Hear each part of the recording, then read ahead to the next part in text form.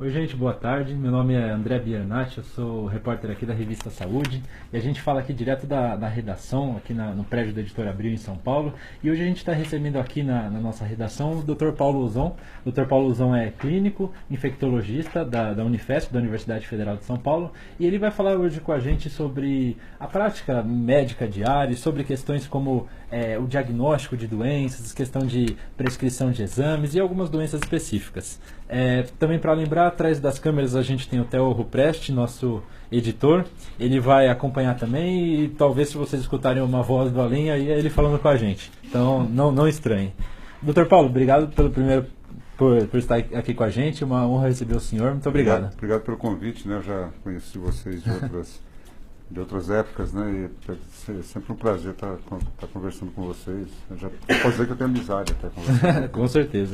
E, doutor, para começar, né, só para a gente entrar no assunto, né, ao longo dos anos saíram algumas matérias nos jornais e o senhor ganhou, né, um apelido curioso que é o Dr. House brasileiro, né? Para quem não sabe, o Dr. House é uma série americana, né? O House é um médico que diagnostica várias doenças improváveis. O médico é interpretado pelo ator inglês Hugh Laurie.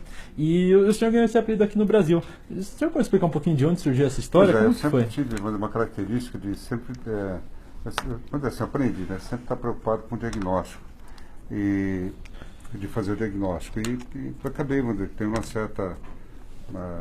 certa fama dentro da escola que o pessoal sempre procurava para ver aqueles casos mais complicados, né? E vou dizer assim, isso é uma coisa que dentro da faculdade o pessoal me reconhece. Então, algumas vezes a imprensa procurou lá na escola, assessoria de imprensa, de quem que costumava fazer diagnóstico. Quando surgiu essa série do House, né? O House, do ponto de vista de comportamento, assim, é um sujeito muito agressivo, né? Coisa que eu não sou, quer dizer, eu sou um House mais simpático, eu acho, pelo menos, não sei. E então, daí o pessoal me procurou para entrevistar, e eu tenho algumas coisas interessantes, que tem algumas coisas que são iguais, né? Por exemplo, as especialidades do House nefro e infecto. São as que eu tenho desde formação. Eu sou nefrologista, depois virei infectologista. Mas sempre tive uma atenção para uma coisa generalista, né? É interessante que o infectologista ele tem uma tendência mais generalista, porque a infecção pode ser em qualquer lugar, né? E já a nefrologia é uma coisa que é muito focada, muito a fundo. Então você tem duas características interessantes. Uma que é generalista e uma outra que é muito aprofundada, né? Tem outra coisa também que é parecido, né? Que é, vamos dizer assim, de ter moto. Eu até hoje tenho moto. E além disso, de morar sozinho. Eu, apesar de ser casado, né, até já me procuraram para escrever um livro sobre isso. Apesar de ser casado, minha mulher mora na casa dela, eu moro na minha. E eu morava na Vila Mariana e minha mulher perto do aeroporto. Agora me distanciei um pouquinho mais. Eu estou em Atibaia e ela está ali perto do aeroporto. Mas final de semana nós estamos juntos. Isso aí eu tenho até um canal de televisão que fez um programa, né, de pessoas que vivem sozinhas, que durou 1 hora. É um tipo, não sei o que, repórter, né? E acabei participando, né? Contando a história, né? Eu já tinha tido 3 casamentos anteriores, o que está dando certo é isso que a gente mora longe. Tem a parte individual, tem a parte que é do casal. Um dos segredos aí, doutor. E, doutor, assim, conversando com ex-alunos do senhor, né? Também histórias que a gente ouve, o pessoal costuma falar que o senhor costumava levar um paciente na sala de aula e pedir para os alunos tentarem descobrir o que aquele paciente tinha através do relato, das características do paciente. Qual que é a importância disso para a formação do médico? O que tem que fazer é o seguinte: o pessoal tem que aprender a ficar esperto, a ficar concentrado, né? Uma das características que o pessoal tem muitas vezes na faculdade é levar o aluno para ver um paciente que muitas vezes está internado lá há meses, né? Porque, como é um caso que é interessante, não é para o paciente que é interessante, né? E de repente o paciente fica internado meses lá e o pessoal leva todo dia para ver que não é paciente. E muitos pacientes, inclusive, vão para o banheiro na hora que você vai lá para examinar, porque... Então eu acho que, vamos dizer assim, a atenção fica muito mais aguçada quando você leva para ver o paciente, onde eu também não sei o que ele tem, né? Então a gente ia, por exemplo, para a triagem, a gente tinha aquela fila de pacientes, tem umas histórias até gozadas, né? Tinha lá uma fila de pacientes lá, Daí eu chego para os olhos e falo assim, dá uma olhada, vê se você vê algum doente nessa fila. Né? Tira sendo um pouco diferente dessa aqui que está escrito aí. Daí, uma vez, por exemplo, assim, eu falei, olha, presta atenção, tem alguém que está doente que dá para você olhando fazer uma identificação. Não tem, né? Eu falei, olha aquela mulher, dá uma olhada nos olhos, tá? Ela tem provavelmente hipertiroidismo, né? Então vai lá conversar com ela, ver se ela quer ser atendida. Porque tinha uma sala que você poderia atender e ensinar. Uhum. Daí o aluno chegou e falou, ela não está doente. Eu falei, como não está doente? Ela tem exoftalmo, tem tudo isso. Não era, veio trazer o filho no médico. Eu falei, bom, tudo bem. Então, mas fora para ela se ela quer, daí era hipertiroidismo, né? Então eu acho que você fazendo isso, você ensina muito mais, né? Porque você desperta a atenção. É diferente daquela coisa que, vamos dizer assim, quer dizer, do primeiro ao último ano da faculdade, todo mundo sabe que o paciente do 315 tem acromegalia, por exemplo. Todo mundo já sabe, né? Uhum. Então, acho que quando você faz isso, você fica muito mais motivado, né? E até uma coisa interessante que aconteceu, alguns alunos, eu tinha um grupo de 12, mas às vezes tinha 3 ou 4 intrusos ali que vinham para poder fazer esse tipo de coisa, né? Que é interessante. Uhum. E doutor, emendando uma pergunta até que a gente recebeu, pessoal, fica à vontade para mandar a pergunta para a gente recebeu antes, num convite que a gente fez, da Ellen Benzek, que ela pergunta sobre a questão do olhar clínico do médico. O senhor considera que os médicos estão perdendo esse olhar clínico? Qual a importância disso para a profissão? O que está acontecendo hoje é que o olhar, que é uma coisa que tem uma série de características que a gente integra, coisas que a gente nem sabe, que passa uma série de coisas que você percebe a nível não verbal, né? E hoje o que os médicos estão fazendo é olhando o paciente através de uma máquina, né? Eles não conseguem ver mais direto, né? Então, até tem uma história que é curiosa, né? Que eu tinha uma faculdade de medicina no interior que eu fui chefe da clínica durante um tempo. E o aluno tinha que fazer história. Não vem com essa história, o exame tem que fazer história do paciente. A história, vamos dizer assim, orienta a gente praticamente 90% para fazer o diagnóstico. Uhum. Né? Pois examina o exame do laboratório para confirmar aquilo que você já supõe. E tinha um sujeito que ele era preguiçoso, ele não queria saber de... Né? Eu cobrava, nada, não sei o que. Daí eu falei assim, mas por que você pediu esse monte de exame? Né? Você nem conversou com o doente, você não sabe contar a história dele, né? Falei, para cercar o diagnóstico. Falei, o diagnóstico não é uma coisa viva, que nem um frango que você cerca, né? Tá certo? Não tem sentido, porque o sujeito acha que com esse monte de exame de laboratório você consegue fazer diagnóstico. Você tem que saber que exame pedir, né? Não é desse jeito. Uhum. E doutor, em toda essa trajetória aí como médico, imagino que o senhor tenha tido contato com muitos casos diferentes de doenças, de diagnósticos desafiadores. Qual o senhor lembra de alguns assim, que o senhor destacaria? Lembro de vários.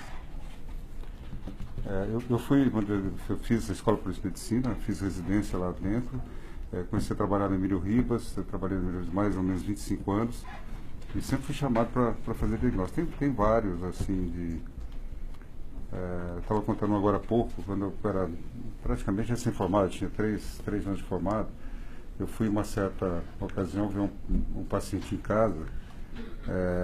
Na verdade, a família queria que sedasse, porque já tinha um diagnóstico de câncer, e uma pessoa que tinha perto de 70 anos. E quando eu fui ver um sábado de carnaval à noite, a filha, eu fui examinar e tal, e fiz uma hipótese que tinha uma ferida na cabeça, eu perguntei o que era aquilo.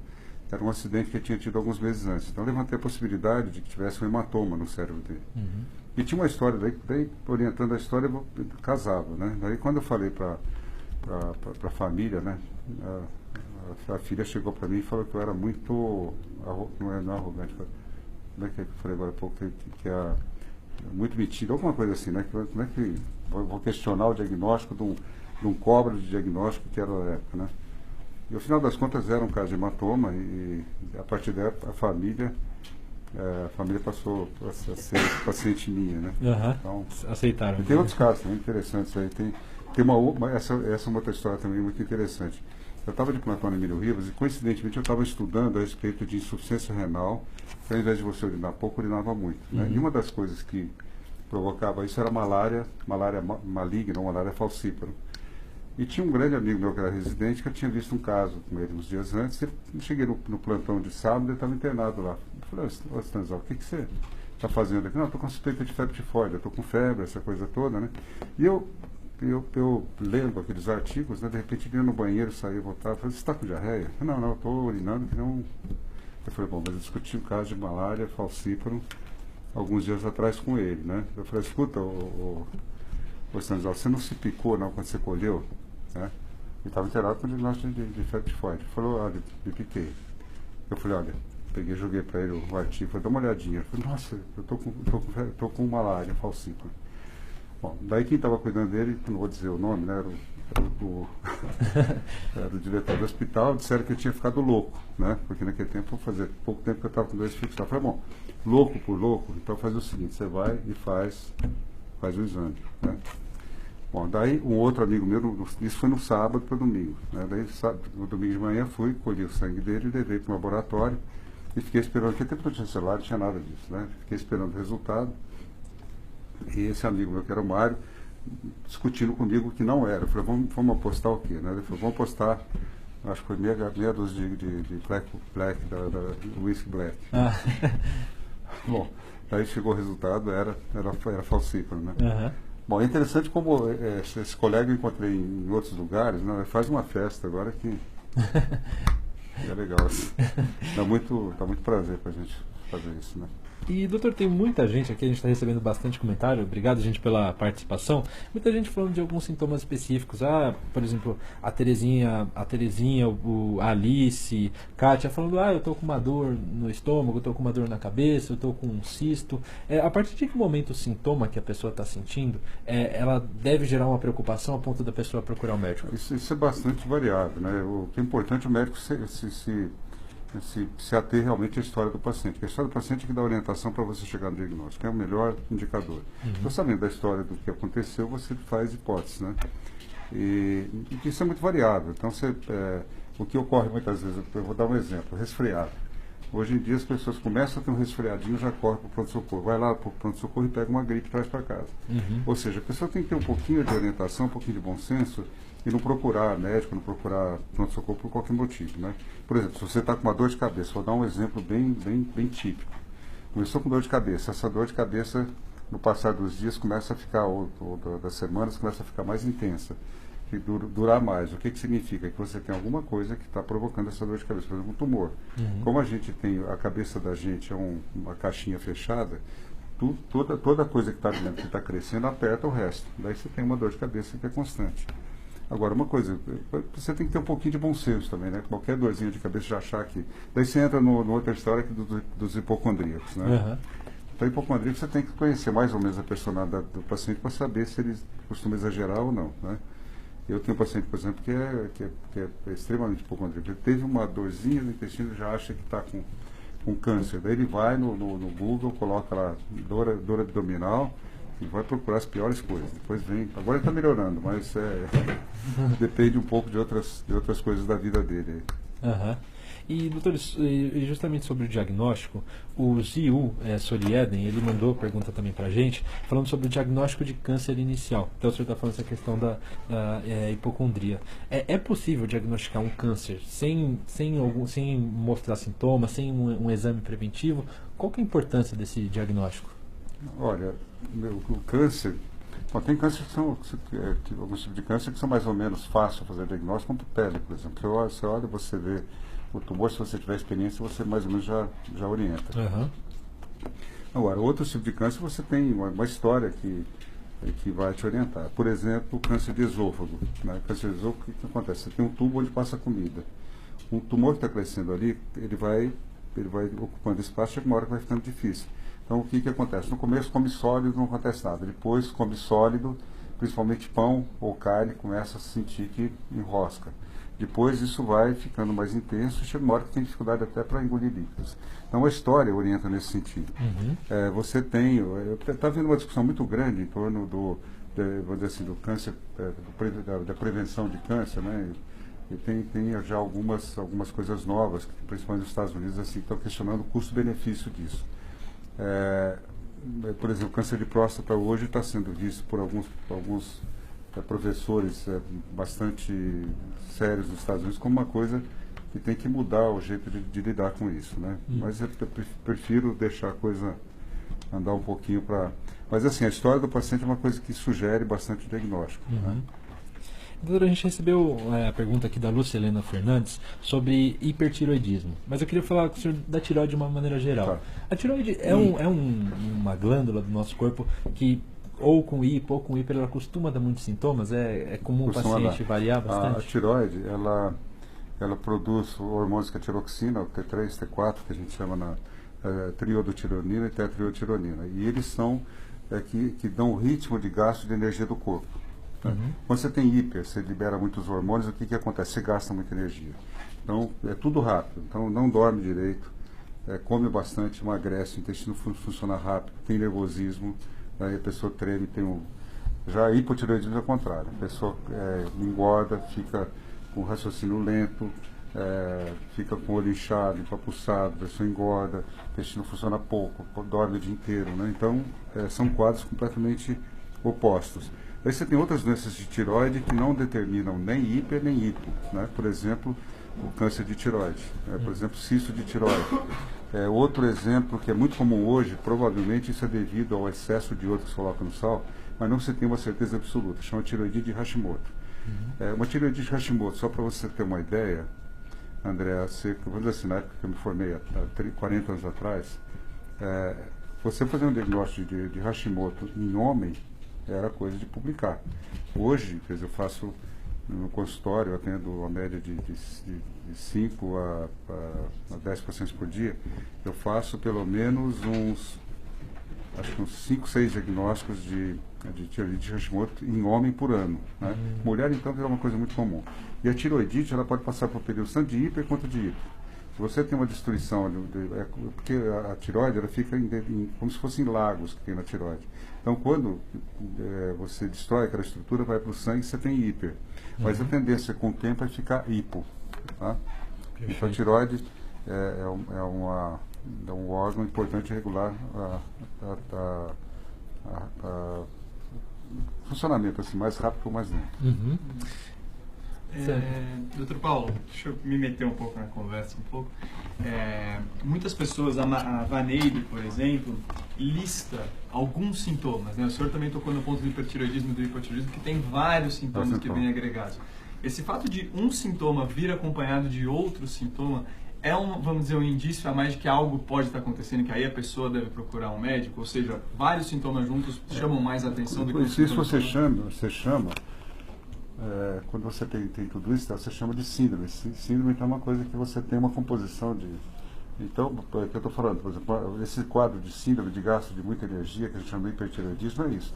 Então, por exemplo, você não dorme direito à noite, é nervosa demais, treme, o intestino funciona mais rápido, né, tem insônia, então tudo isso faz parte de um quadro.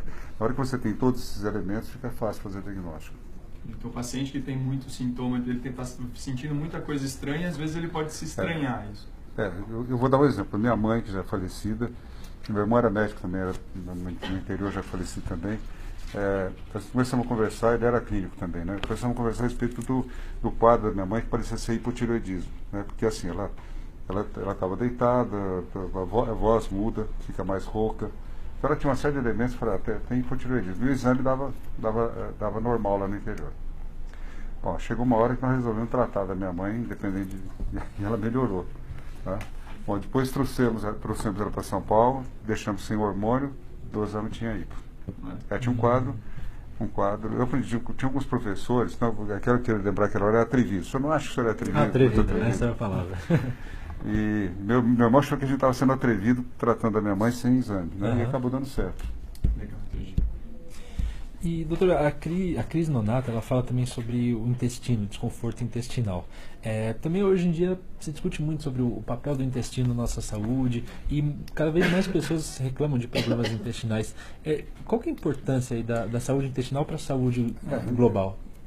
Vamos dizer assim, tirando alguns grupos naturalistas que às vezes exageram um pouco as coisas, né? A gente for falar de uma forma mais concreta. Então, assim, essa coisa do funcionamento do intestino, você tem um grupo chamado doenças inflamatórias intestinais. Quer dizer, já passou a época das verminoses, né, exceto em alguns lugares, né? Então tem uma série de coisas que a gente não tem não dá mais importância em função do desenvolvimento de métodos preventivos, do que comer, do que fazer. Então você cai num grupo de que o intestino funciona muito rapidamente, que é a queixa mais comum, ou funciona pouco. Quando funciona pouco, geralmente é alimentar. Né? Então, quais são as coisas a nível alimentar que são importantes? Comer muito carboidrato simples. Se você não forma bolo fecal, então não tem o que fazer. Em relação por exemplo, tumor de intestino, todo mundo morre de medo de ter um câncer então você tem mudanças no funcionamento do intestino. Então uma regra assim, está comendo a mesma coisa, está tudo igual, mudou o funcionamento do intestino, daí você tem uma certa preocupação. Aí você cai num grupo de doenças que provocam geralmente diarreia. Né? Então você tem chamada de doenças inflamatórias intestinais. A mais comum delas é chamada de colo irritável. O que é colo irritável? Eu vou dar um exemplo. Tinha um colega de turma que ele ficava no banheiro até a hora da prova. Ele saía, fazia a prova e voltava para o banheiro. Porque na hora que ficava nervoso, o intestino funcionava muito rapidamente. Então ele ficava lá no banheiro esperando a hora da prova. Fazia um esforço danado para... Tem um fundo psicológico. Um fundo psicológico, sem dúvida. Tem pessoas que têm como a soltura do intestino como uma coisa... quando passa por períodos de estresse ou períodos de preocupação, acaba soltando o intestino. Aí você tem duas outras doenças que aí já tem uma base anatômica mais séria, que chama retocolite ulcerativa, que é o reto e colo, né, que formam ulcerações. Você pode ter, inclusive, perda de sangue nas fezes, e o quadro mais grave que chama doença de Crohn. Então, a doença de Crohn é uma doença que pode, inclusive, malignizar. Né? Hoje tem já tem uma série de tratamentos que ajuda a não malignizar, mas é uma doença muito séria, porque ela cria ulcerações, depois uma parte do intestino encosta na outra, perfura para o outro lado, muitas vezes você tem perfuração, tem que fazer cirurgia, mas hoje tem algumas medicações que você consegue controlar. De intestino, assim, o mais importante, que eu acho que é isso. Perfeito. Muita gente também, a Maria do Socorro aqui, a Lúcia Totino, falando sobre dores, dor de cabeça, dor no braço, até que ponto a pessoa deve conviver com aquela dor, até que ponto ela deve tomar um analgésico e até que ponto ela tem que procurar um médico? Olha, analgésico todo mundo tem acesso. Você tem propaganda, você tem... Em relação ao analgésico, inclusive, você tem, eu acho que deveriam falar um pouco a respeito dos problemas que alguns anti-inflamatórios, por exemplo, podem causar, mesmo alguns analgésicos, né, como, por exemplo, o paracetamol. O paracetamol, que é usado largamente, ele é tóxico, tanto para o fígado quanto para o rim. Você tem algumas coisas que podem ocorrer. Então a dor depende da frequência, depende da intensidade. Acho que tem que ter um pouco de bom senso, né? Por exemplo, se comer alguma coisa diferente, começou com um pouquinho de cólica, provavelmente é alguma coisa nesse sentido. Agora, se a queixa fica constante, se ela está se tornando constante, está ficando intensa, daí você precisa procurar atendimento médico. Mas não procurar por qualquer coisa, né? Como ocorre hoje. Perfeito. Acho até a mídia hoje, né, ela tem um papel importante, porque ela fala tanto dessas coisas. Tem o Google que você pode consultar, e tem pessoas que não têm esse bom senso, ou muitas vezes tem o que a gente chama de hipocondria, né, que fica extremamente preocupado. E eu até tinha um amigo, acho que você conheceu o Alberto, onde a gente tinha ideia de hipocondria, e fala assim, olha, eu às vezes, sabe o que eu faço? Eu chego lá pro farmacêutico, chama de pro cantinho, né, e pergunto se ele tem alguma novidade. Brincadeira, né? Não é essa a ideia do farmacêutico, né? E, doutora, aproveitando também a experiência do senhor com infectologia, parece que no noticiário está cada vez mais comum a gente ver notícias de infecções aí generalizadas. A gente fala de ebola, a gente fala de chikungunya, zika, dengue. Essas doenças, elas estão incomodando mais, elas estão se tornando mais prevalentes? O que acontece? Bom, aí você tem que fazer... eu acho que nós temos um país... Se você pegar, vou fazer uma comparação, você pegar... o CDC de Atlanta, né, que é um órgão que é regulador da saúde nos Estados Unidos, ele é um órgão independente de política. Você não tem nenhuma interferência. Eu tenho até a minha ex-esposa que é médica lá e realmente você não tem nenhuma interferência.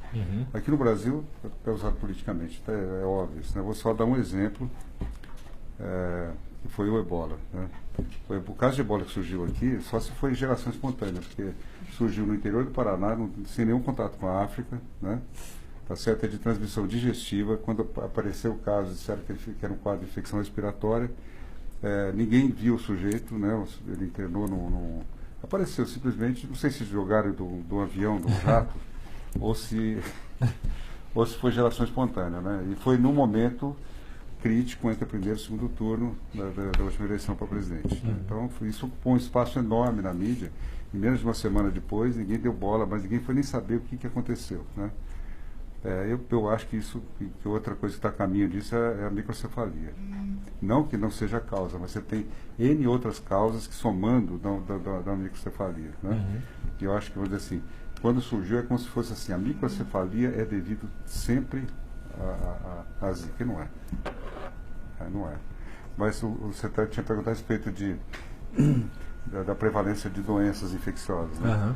O que ocorre hoje é que nós estamos vivendo um mundo globalizado, onde você rapidamente, por avião, você pode levar a doença a qualquer lugar do mundo em menos de 24 horas. Né? Você pode levar para o outro lado do mundo em 24 horas. Sai daqui. Uma doença que começa aqui. Né? Se ela for de respiratória, você pode levar essa doença em 24 horas para o outro lado do mundo. Né?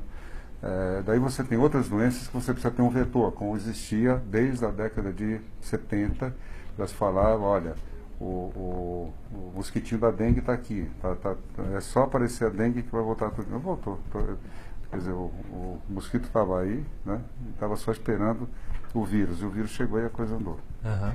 E doutor, sobre a dengue especificamente, né? A gente tem um vetor, o mosquito o Aedes aegypti, a gente não consegue vencê-lo. Eu acho muito difícil. Eu acho que isso eu vejo como a única solução provável possível para isso, eu vejo a vacina. Porque assim, o número de criadores de mosquito hoje é praticamente infinito.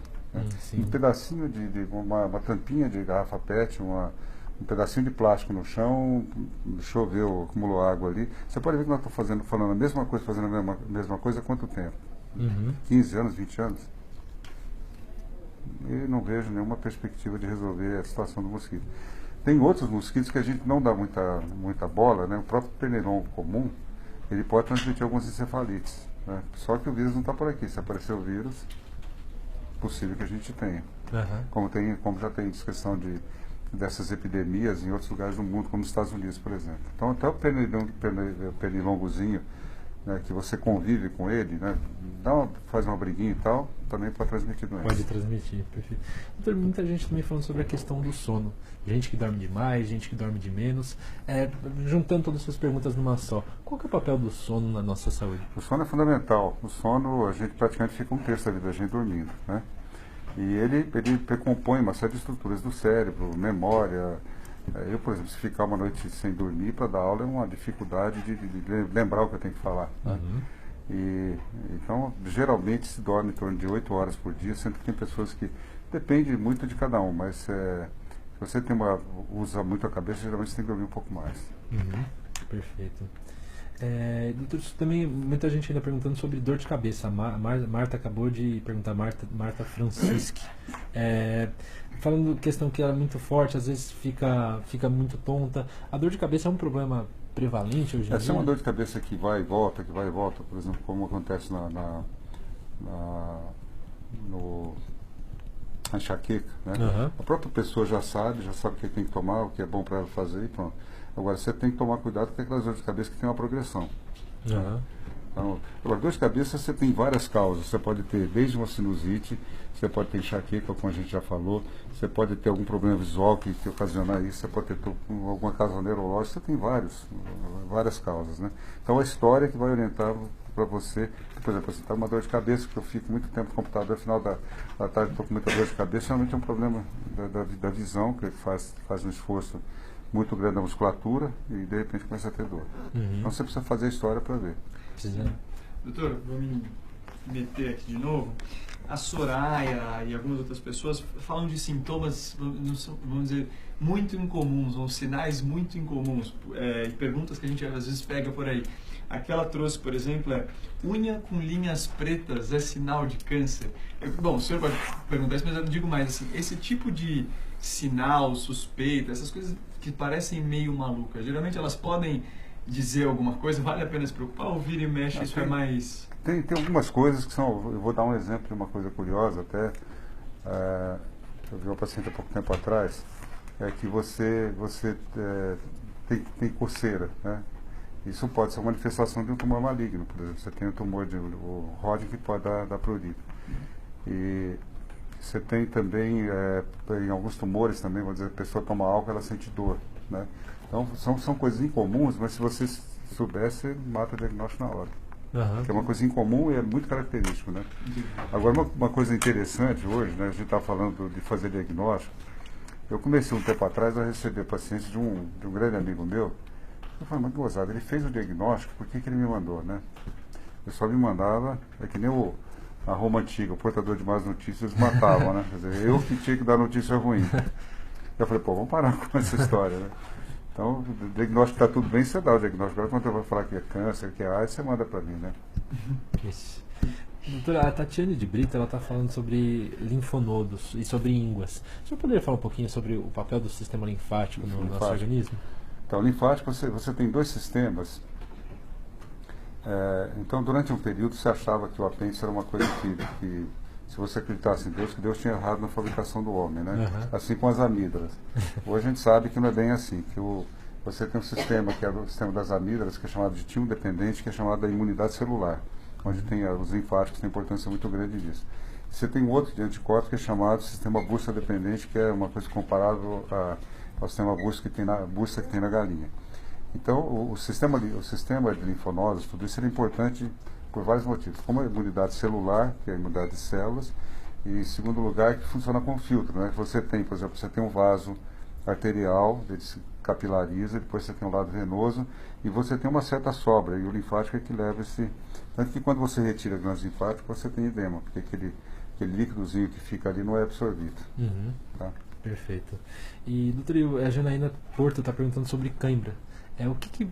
Por que a pessoa tem uma cãibra? Bom, cãibra pode ter uma série de motivos, né? Cãibra, na verdade, é uma contratura muscular, espástico, que dói. Uhum. Isso pode ser causado por algumas doenças, várias doenças, pode ser causado por baixa de potássio, depende do que você ingere também. Então, é uma queixa muito comum e que não tem um significado específico, né? Tem várias causas, a maior parte delas não tem tanta importância assim. Uhum. Tomar diurético pode provocar câncer, cãibras, por exemplo. Perfeito. A Cláudia Vieira está falando de que ela já teve casos de câncer na família e ela está preocupada com o risco de ela ter. Aí, a gente falou muito da história do paciente. O histórico familiar também influencia muito? Alguns tipos de câncer você tem uma incidência familiar, mas muitas dessas chamadas familiares têm a ver com hábitos, né? Então, uma família que come, por exemplo, muito carboidrato simples, uma família que tem determinados hábitos, isso pode muito ajudar um determinado tipo de câncer ou outro. Uhum. Hoje a gente fala muito do carboidrato simples, por exemplo, né? Que é aliás, vamos falar de uma forma mais ampla, o que se sabe hoje que provoca, a mesma coisa que provoca câncer, provoca aterosclerose, provoca doença reumatológica, provoca doença neurodegenerativa e outras. Uhum. Que é inflamação crônica, né? Quem que provoca inflamação crônica? Você tem N coisas, né? Por exemplo, poluição, cigarro, carboidrato simples, estresse emocional, tudo isso é condicionador de uma inflamação crônica e é acumulativa, é somatória.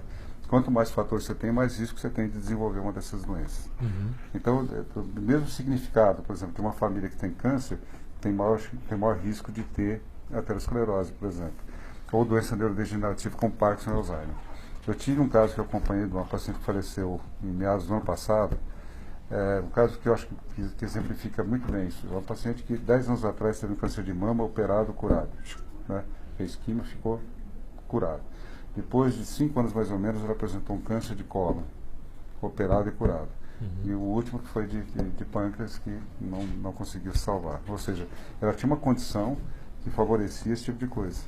Uhum. Tá? Então, uma das coisas mais importantes que eu acho que vai mudar eu acho que teve um período que se achava que tudo era genético, né? Então todo mundo, meu pai teve não sei o que, eu vou ter a mesma doença. Hoje a gente está começando a trabalhar um outro lado que não... Porque a genética é difícil você dizer que não é, né? Uhum. Tá certo? Você fala, é genética, o que pode questionar?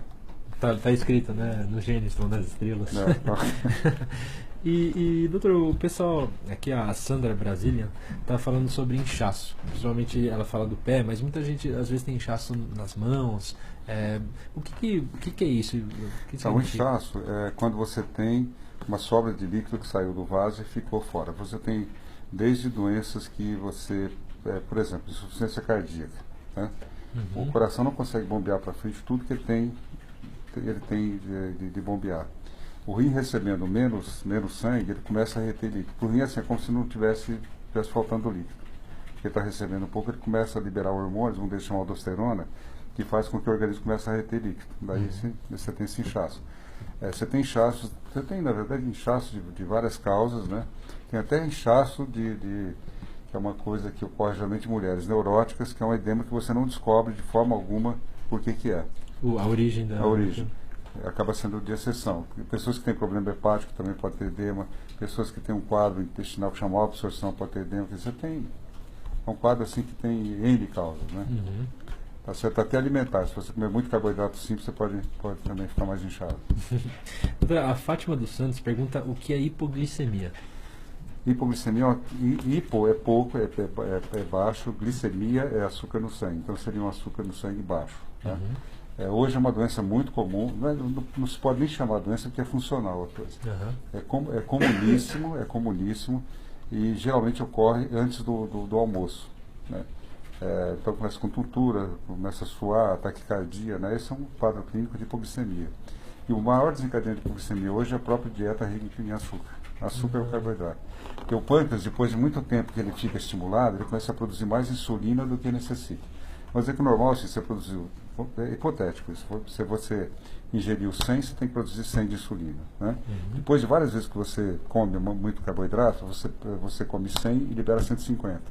Daí o que acontece? Na terceira hora, mais ou menos, depois que você comeu, você tem uma queda de açúcar. Daí você tem sintomas que muitas vezes são parecidos com sintomas de pânico. Né? Eu já vi pacientes que estavam com diagnóstico de pânico, tomando remédio do psiquiatra, depois fui ver era hipoglicemia. Daí você muda e resolve.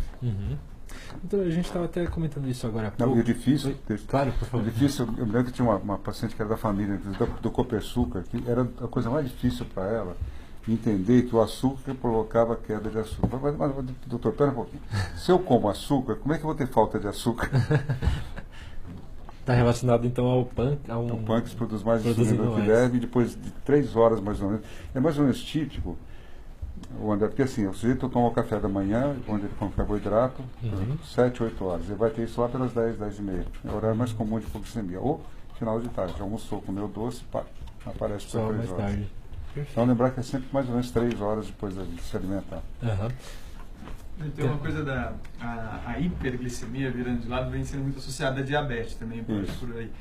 Agora, o diabetes é chamado por muita gente de uma doença silenciosa, assim como o hipertireoidismo e outros... Hipertensão. Hipertensão, hipertireoidismo. Doença silenciosa é silenciosa mesmo, ou tem como pegar com um bom exame clínico? Geralmente é silenciosa para quem é surdo. Tá? Quer dizer, se você prestar atenção em detalhes, né, você pega e fala assim, não tem queixa nenhuma. Daí você começa a conversar, por exemplo, em relação ao diabetes, o sujeito não urina de madrugada. Né? Por que não urina? Você sabe, não? Isso é uma coisa muito interessante, porque assim, durante a noite a gente produz cortisona, e a cortisona tem um efeito antidiurético, por isso que você não urina à noite. Tá? Então, o que ocorre é o seguinte, por exemplo, o sujeito chega lá e fala assim, comecei a urinar durante a noite. Então, ele está tendo algum motivo de urinar. O diabetes é uma doença que tem três polis, né? Polifagia, porque ele come muito, polidipsia, porque ele bebe muita água, e poliúria. Mas tudo começa na poliúria, porque assim, o rim tem a capacidade de absorver o açúcar até quando está no sangue por volta de 170, 180. Passou disso, o açúcar leva junto à água, então você tem poliúria. Se você urinou muito, você passa a ter sede. E se você eliminou glicose, você passa a ter fome. Então é a doença das 3 polis. Então, a Sônia ela pergunta sobre depressão. E ela também fala de alguns problemas, entre aspas, físicos. De que maneira as doenças da cabeça se relacionam com as doenças do corpo? Vamos dizer assim, tem várias causas. Por exemplo, hipotireoidismo pode dar depressão. A gente acabou de falar agora a hipoglicemia pode dar depressão. Né? Então você tem vários condicionantes hoje de uma alteração do funcionamento do cérebro que leva à depressão. Carboidrato simples em excesso. Né? Então você tem uma série de coisas que normalmente se você corrige, melhora a depressão. Porque hoje a gente tem uma tendência muito rápida, né, a fez diagnóstico de depressão significa remédio. A gente precisa mudar um pouco essa logística. Você tem que excluir outras coisas antes de fazer isso. Né? Se você não dorme direito à noite, é outra causa de depressão. Tá? Então você tem N causas. Acho que é importante, por isso que você precisa conversar, André, para saber né, com o que você está lidando. Sim, com certeza. Tá? Doutor, o Nicolas Cavalcante fala sobre a fibromialgia. Ela é uma doença desafiadora para o médico? Olha, o desafiador é arrumar um substrato físico que você possa dizer que, porque já teve tanto nome essa fibromialgia, né? Desde que a linfonoide já virou estresse, já virou dores musculares por causa do estresse, agora tem esse nome, quer dizer, todo mundo fica puxando a doença para o seu lado, mas ela já, eu acho que, eu vou dizer um outro exemplo, né, que a gente tinha, que era uma doença chamada de síndrome do cansaço crônico, tá? Então, o cansaço crônico se revelou uma grande, desculpe, mas uma grande piada, né? Porque você pegava esse sujeito que tinha tido mononucleose no passado, né? Isso estava ligado ao cansaço crônico. Se você for fazer sorologia de pessoas normais que nunca tiveram absolutamente nada ou não sabe que tiveram, você vai encontrar sorologia positiva de um monte de gente. Como é que você pode dizer que isso... E fibromialgia está indo no mesmo caminho. Tá? Fibromialgia não tem nenhum diagnóstico, nada que você possa dizer, isso aqui é fibromialgia. E doutor, a Maísa Damas pergunta sobre toxoplasmose. Existem maneiras de prevenir? Toxoplasmose é uma doença, ela não costuma ocorrer de uma forma epidêmica, né? É muito mais um contato direto, onde você tem, exceto o AIDS, a gente pode falar depois. Então o que acontece? O toxoplasma gondii é um protozoário que ele existe em vários lugares na natureza, pode ter na poeira daqui, pode ter, mas é mais comum que você fala nas fezes do gato, né? Então você entra em contato, se você tiver resistência baixa, você pode desenvolver um quadro que aumenta os gânglios do pescoço, dá febre, aumenta o fígado, o baço, aumenta os gânglios, é uma febre que, com tratamento ou não, a tendência é desaparecer, muito parecido o quadro clínico com mononucleose ou citomegalovírus. Tá? Então não costuma ter um quadro epidêmico. Então é uma doença muito grave em pacientes que têm AIDS, né? Porque ela dá uma forma que você não encontra em outra situação que não seja em AIDS, que é toxoplasmose cerebral. É raríssimo encontrar fora dessa situação. E na época que a AIDS estava galopante, muitas pessoas morreram de toxoplasmose cerebral. Mas é uma doença geralmente benigna. Só para você ter uma ideia da prevalência, como é grande, na França eles fizeram um levantamento de população para ver quem tinha tido contato com toxoplasma. Porque uma vez que você teve contato com um agente infeccioso, você tem um anticorpo. Então, pelo anticorpo, você sabe quantas pessoas que tiveram contato. Então, na França, e depende dos hábitos, se você comer carne crua, naquele estudo feito, mais de 90% das pessoas tinham um anticorpo. Ou seja, mais de 90% das pessoas tinham toxoplasma. O toxoplasma também você não acaba com ele. Ele fica de uma forma encistada dentro do seu corpo. Se você tem uma queda de imunidade, como acontece na AIDS, ele floresce. Então, uma doença também que ocorre muito, pode ocorrer em pessoas que comem carne crua. Perfeito. Tá? O bichinho está ali na carne. Está na carne. Doutora, a Renata, ela pede para a gente falar um pouquinho sobre aftas. De onde que elas surgem? Então, a afta é uma outra coisa meio complicada. Você tem umas pequenas úlceras que não se sabe direito como é que funciona isso, né? E tem alguns alimentos em pessoas que costumam ter também, né? Que, por exemplo, abacaxi ou algumas coisas cítricas podem provocar, mas não tem um agente infeccioso envolvido. Pelo menos se aceita, até onde eu sei. Perfeito. Doutor, acho que eram essas as perguntas. Tem mais alguma pergunta aí, tá, que você gostaria de destacar? Cara, eu gostaria de finalizar só com uma, porque é um tema recorrente, né? As pessoas elas sempre falam de ganho e perda de peso. Agora, imagino que no cenário do diagnóstico de diferentes doenças, esse é um sintoma que às vezes pode dizer alguma coisa importante, não pode, doutor Paulo? Se o senhor pudesse contar um pouco sobre isso. O hipertireoidismo que eu te falei, ele provoca emagrecimento. Você gasta mais energia, né, do que deveria. Então você tem várias doenças que podem provocar perda de peso. Todo mundo acha, por exemplo, que câncer perde peso. Não é todo tipo de câncer, é câncer de aparelho digestivo. Você pega câncer de pulmão, por exemplo, só vai perder peso em estágio terminal.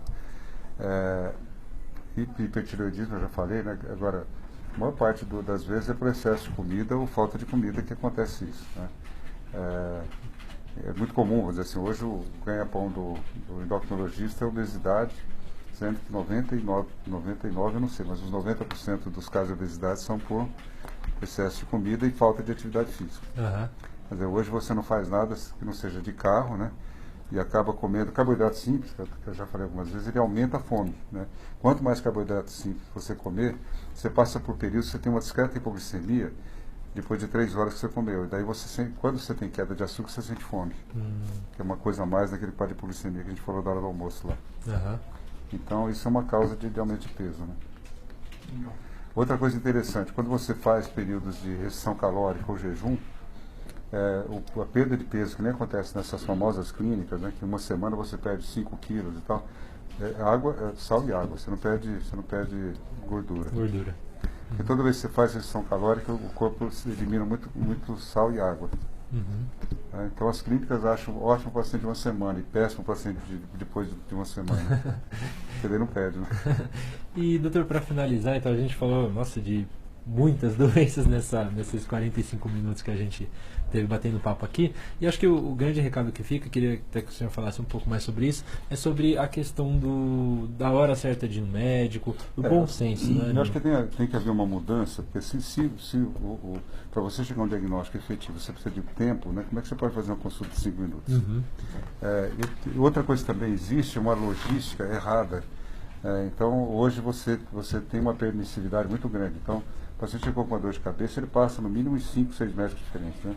E você tem lá uma fichinha de encaminhamento. Chegou com dor de cabeça, vai no otorrino, vai no oftalmo, vai não sei onde, não sei onde. Eu tive uma experiência bastante interessante, que foi na Faculdade de Medicina no interior, onde como eu tinha um bom relacionamento com o reitor, eu consegui botar na cabeça dele que tinha que obrigar o médico a fazer diagnóstico. O médico tem que fazer diagnóstico, né? Mas é fazer uma coisa mais impositiva. O sujeito não podia encaminhar se não fizesse diagnóstico, só podia encaminhar com diagnóstico. Aí o que aconteceu? Começou a sair mais diagnóstico, né? Começou a ter vaga para internar, começou a ter vaga para fazer exame. Né? Por quê? Porque ninguém se sente compromissado com fazer o diagnóstico. Essa logística, se eu tivesse que falar alguma coisa, precisa mudar essa logística, não deixar. Você é obrigado a fazer, você estudou para isso, você não tem que ficar encaminhando o paciente, e fazer esse negócio de empurrar para todo lado, né? E a segunda coisa que eu faria seria assim, tirar essa parte da saúde da política. Isso tem que ser separado. Tem que ser outro canal. Aí não dá para misturar. Se a gente tivesse isso, a gente não estaria na situação que a gente tem hoje de zika, de dengue, de tudo isso que a gente tem hoje. Perfeito. Tá? Bom, doutor Paulo, agradeço mais uma vez a atenção do senhor. Eu que agradeço o convite. E a gente recebemos, muitas perguntas. Depois, se tiver alguma dúvida mais específica, a gente manda para o senhor, a gente vai conversando, podem continuar comentando. Obrigado a todo mundo que ficou assistindo aí esse tempo. Obrigado, Theo, pela ajuda e até a próxima. Tchau, gente. Muito obrigado.